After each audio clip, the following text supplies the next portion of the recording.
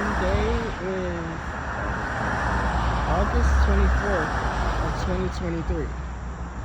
Right now, we're looking at a 2018 Ford Fusion. Just in case you don't know, that's Aaron. We're at the dealership right now. And what we're showing you is the bumper. The rivets for the bumper. All right there. And right there. That spot right there. That's one.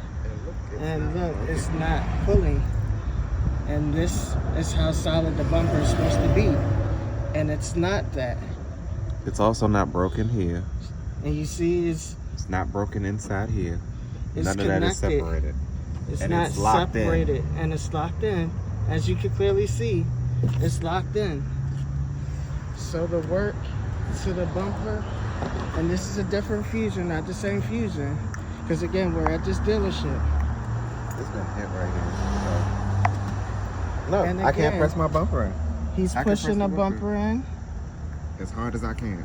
He's pushing the bumper in. I'm gonna My push it bumper is too. damaged. The bumper is not supposed to bend. It's not supposed to bend. I normally push here. And even right here, it's not supposed to bend. Something underneath the car is damaged. So they lied. Okay.